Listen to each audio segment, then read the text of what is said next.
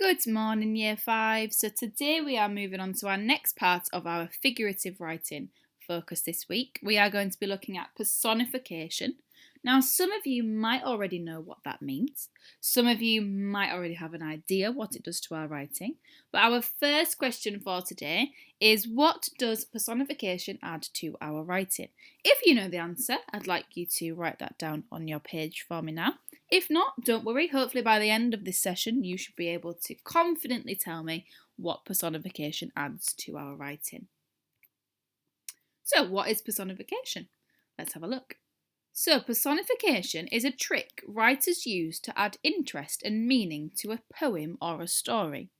It means to give human characteristics or actions to non-human things or animals. I've got some examples here. So we've got, that last piece of cake is calling to me. So we've got calling to me here. Can a cake actually shout to you? No, it can't. So we've given that last piece of cake some personification. We've given it some human characteristics because it is calling to us, okay? The poor vegetables are begging for water in this hot weather. Again, can vegetables actually beg for the water? No, they can't.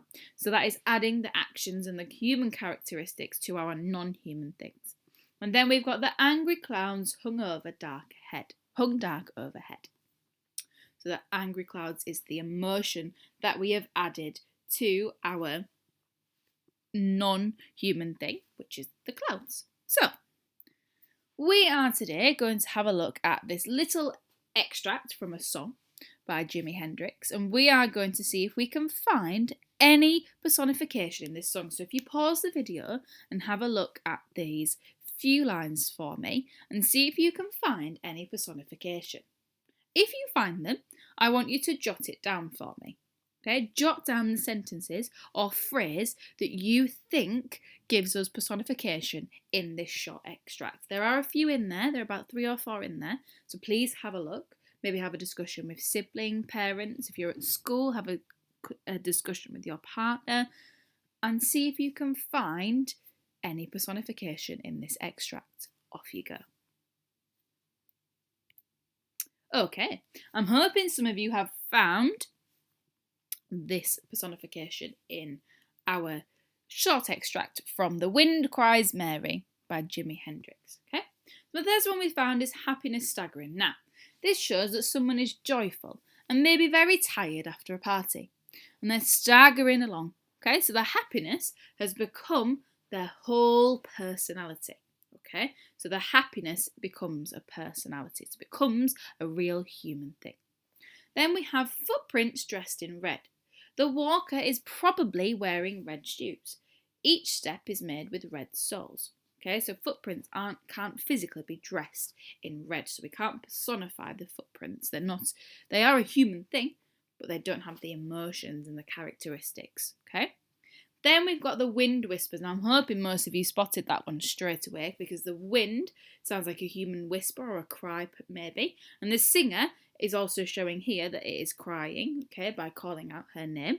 Can the wind actually whisper and can the wind actually cry is the question you should be thinking of. And the answer to that is no. But by using personification, we have given it some emotion, some characteristics and some actions, okay? And then we've got a broom is drearily sweeping. A broom cannot move by itself unless somebody is holding it, or a little bit of magic maybe.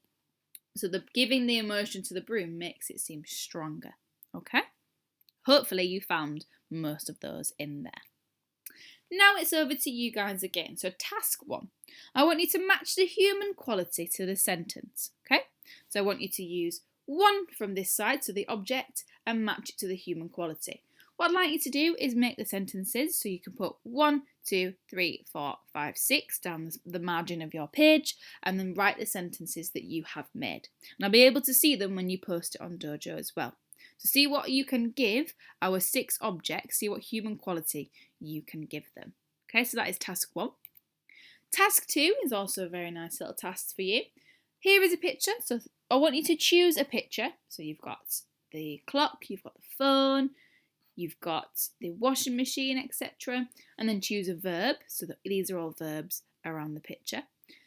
to create your own sentence using personification to describe the object. So my example, I picked the sun. So the summer sun hugged was my verb. The summer sun hugged the meadow. Okay?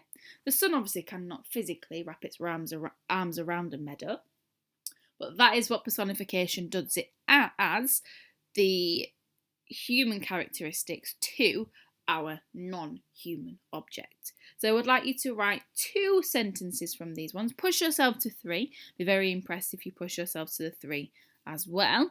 Pick from the box of items and a verb from the box as well. I look forward to reading these sentences to see how your imaginations run wild with this task as well. Okay? And then the final task is for you guys to use your knowledge of personification from this session to create 3 sentences about the story of Narnia so far. So a bit like yesterday, we finished off with summing up our story using onomatopoeias. I would like you to use personification to perhaps talk about the wardrobe. So maybe the wardrobe welcomed Lucy with opened arms, which, as we know, wardrobes don't actually have arms, it's just the doors, but we can personify the wardrobe to make our sentences sound really exciting. And as always, the most imaginative and descriptive sentences will gain extra dojos. Again, I look forward to reading these ones to see how your imaginations run with Narnia and to see if you can give me masses of imagination, because that's what I want to see as a reader. I want to feel like the wardrobe is actually a human, or maybe the trees are human, or maybe the sledge that the Queen was riding on has human characteristics. So I really look forward to reading those.